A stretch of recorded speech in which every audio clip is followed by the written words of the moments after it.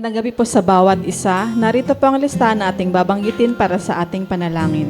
Pastor Estela Jeronimo, Pastor Ted Riba and Family, Pastor Nael Tongco and Family, Pastor Jerry Delagit and Family, Pastor Mike Santos, Pastor Ron and Sister Leonie, Reynosa Family, Pastor June Jeronimo and Family, Pastor Samuel Montiagodo, Nana Nemen, Sister Neneng and Sister Ayen, Sister Blancy, Baby Muding Mijares and Family, Sister Judith, Brother Chris and Brother NC, Sister Jenaline Katrina Concept and Kyle Valiente, Marinas Family, Sister Christina and Sister Jessica Msuan, Sister Edna and Sister Abigail Marquez, Buatis Bartolome Family, Nana Yoli and Family, Pastor Larry and Sister Glenda Pontillas, Carrizo Family, Brother Ronald Benaventura and Family, Sister Raquel Benaventura, Brother Jojo, Sister Marivic and Sister Necha Ijiran, Sister Tricia, Trixie and Tristan Larisma, Sister Isang Constantino, Cabales Family, Brother Rod, Sister Ana and Sister Praise del Santos, Sister Cherry Arzala, Sister Orfa, Sister Sharon and Sister Nympha, Sister Christine de la Cruz and Family, Sister Yoli Pantig, Sister Meli Montaño, Brother Jeffrey Carrizo, Sister Feli Dizon, Sister Caroline Bocohan and Sister Nancy, Maulawan Family, Brother Marvin Lau, Sister May Santos, Sister Pina Montiagodo, Sister Edel Castro, Brother Reynaldo Rodriguez, Sister Joy Acosta and Sister Elodora Medina, Nanay Lionel Lopez, Brother Julius Pantigan Family, Sister Fe and MJ Danganan, Brother Dixon Paras, Brother Richard and Brother Scott Michael Wayan, Brother Gerald Handa and Family, Sister Sarah Ricardo and Family, Brother Brian Bernardo, Sister Cam Saito Kabatingan, Brother Gerald de la Cruz, Sister Nihal Abdul Rauf and Brother Alexander Mamao, Sister Cecilia de Sahagun, Brother Delio Larin, Sister D.Y. Apo and Family, Brother Francisco Fabiliar, Brother Sam Benisano, Sister Baby Arsabi and Sister Belen, Brother Jerry Lazara and Family, Sister Zea Callejo, Brother Vic Gutierrez and Family, Brother Francisco Senon, Baby Gavin Manzulin, Sister Lani Ramos, Sister Janet Abuel, Sister Hilary Ann Abuel, Baby Julian Chris Alfante, Sister Crescencia Ramos Rico, Nanay Gloria, Pastor Hener Ado, Brother Richard Elima, Dr. Frederick Lacson, Brother Ishmael and Brother Joaquin Ong, Baby Penelope Jane Leoncio, Brother Juanito Ramos, Sister Joanne May Ragusante, Brother Paul and Anthony Gutierrez and Family, Sister Philomena Togade, Sister Agam Cruz,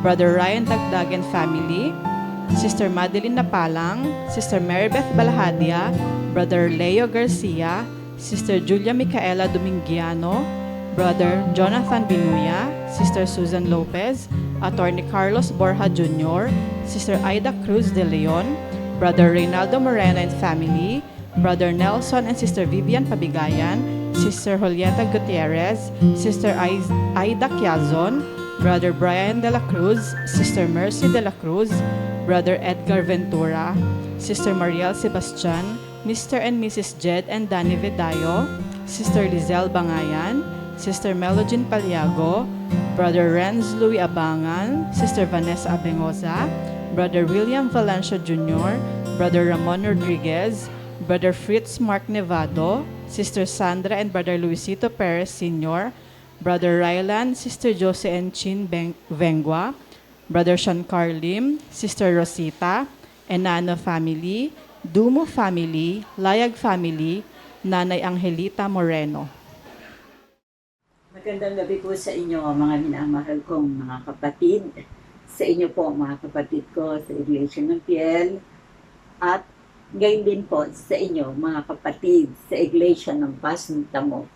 At gayon din po sa lahat ng mga patuloy na nakikibahagi sa gawain ito, ang prayer meeting. At bago po tayo magpatuloy sa ating pananalangin ay magbasa muna tayo ng banal na salita. At ito ay mababasa natin sa Apokalipsis chapter 1 sa verse 3 na ganito po ang sinasabi.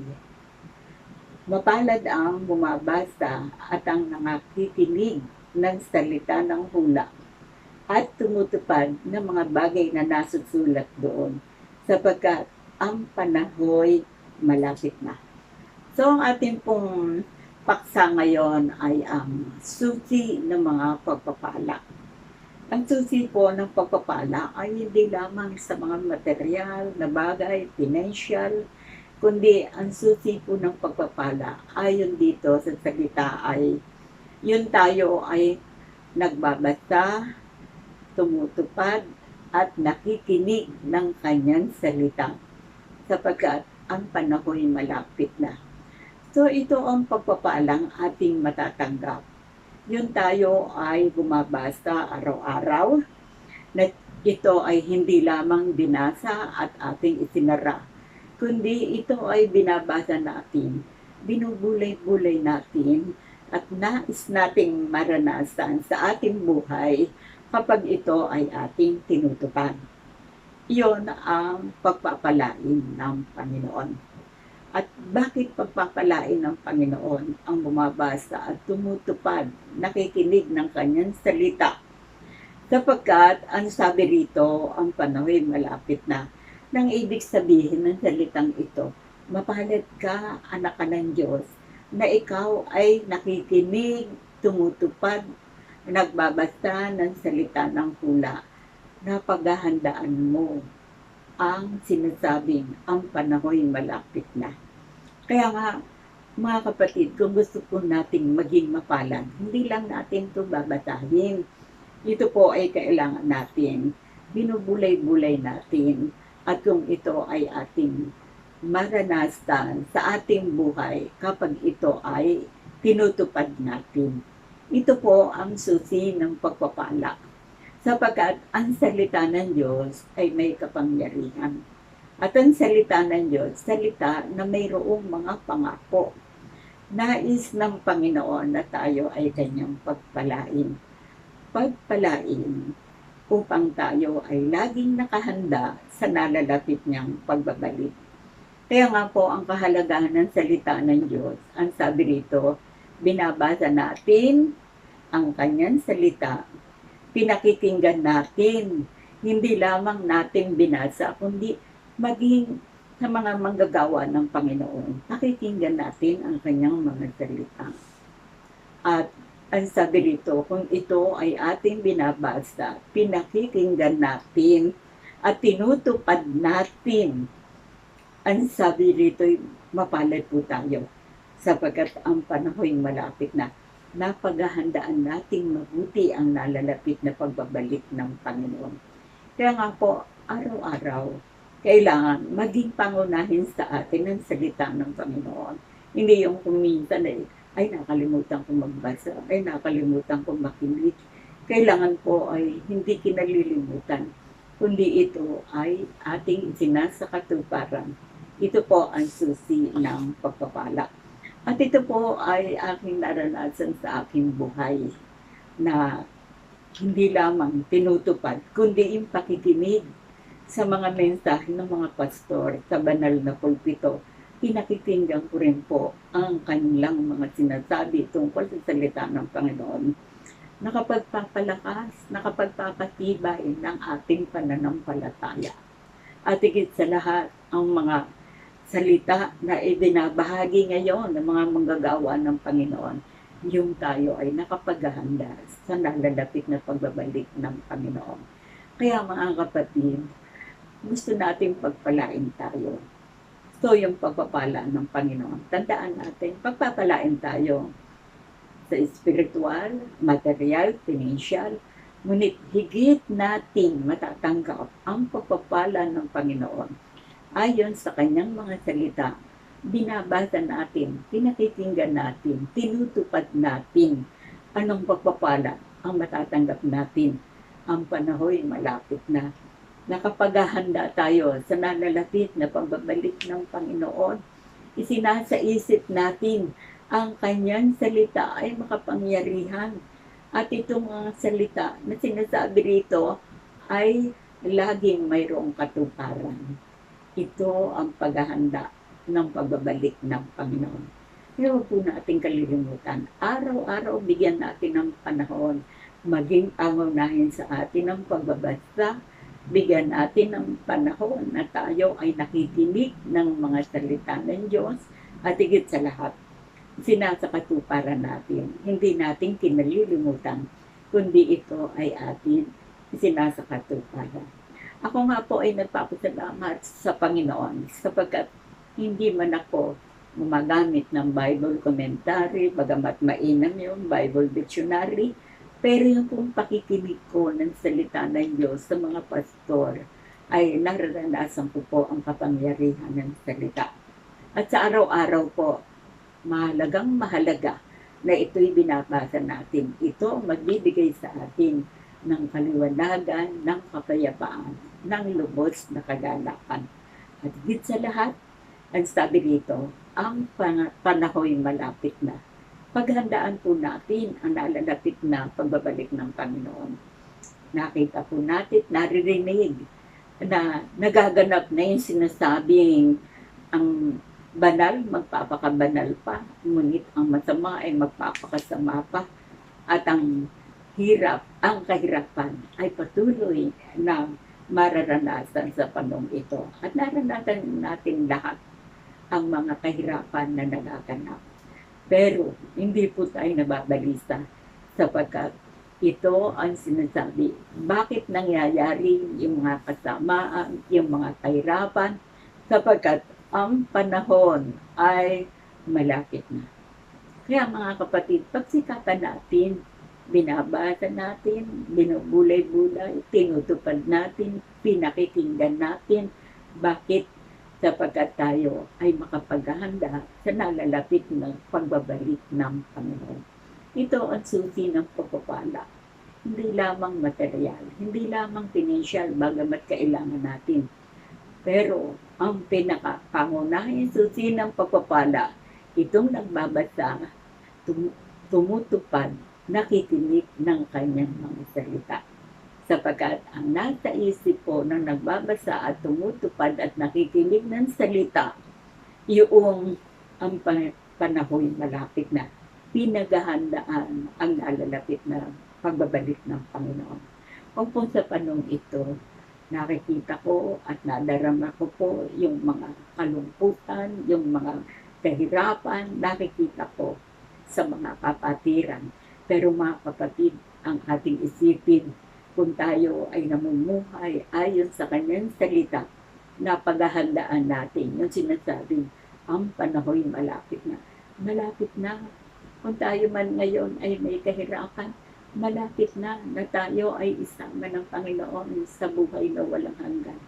Malapit na ang lubos na kagalakan ay gusto ng Panginoon na ito ay ating maisakatuparan sapagkat ang panahoy malapit na.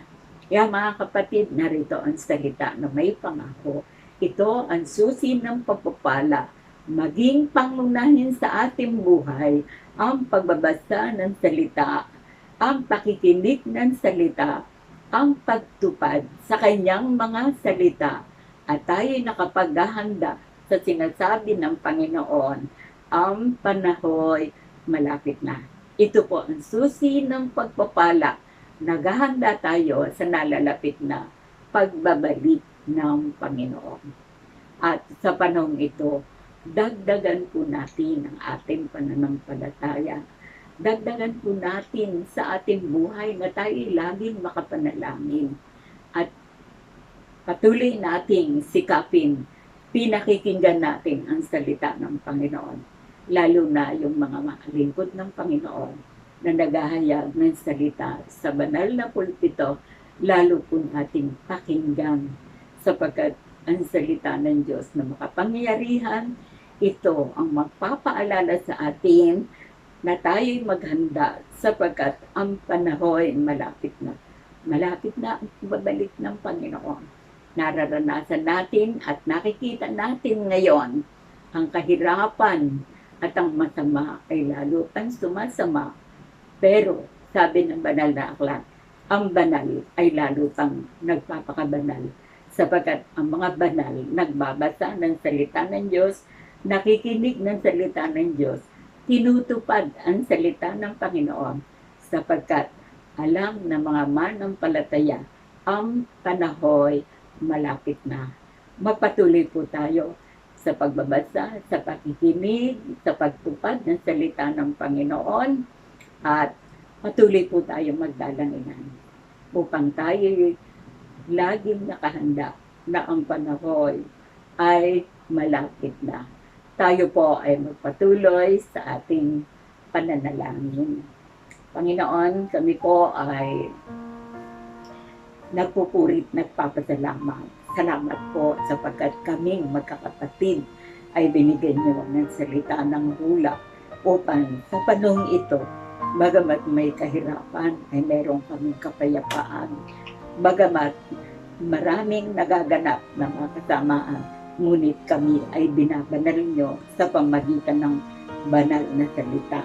Kaya nga Ama, tulungan niyo po kaming magkakapatid na lagi kaming magkaisa ng Espiritu sa pagbabasa, sa pakikinig at pagtupad ng mga salita upang kaming magkakapatid ay laging handa sa inyong nalalapit na pagbabalik.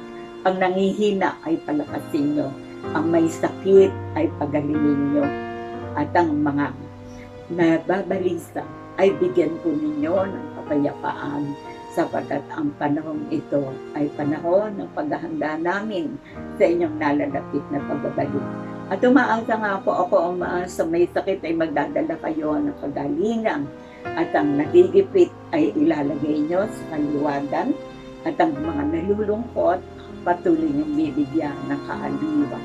Panginoon, bigyan niyo po ng bisa at kapangyarihan ang mga salita na aking ibinahagi upang sa gayon ito ay may kapangyarihan na kami ay nakinig at tinupad at kami ay makapaghanda sa inyong nalalapit na pagbabalik. Ang lahat ng ito, Ama, ay aking hinihingi at aking pong ipinagpapasalamat sa pangalan ni Jesus. Amen.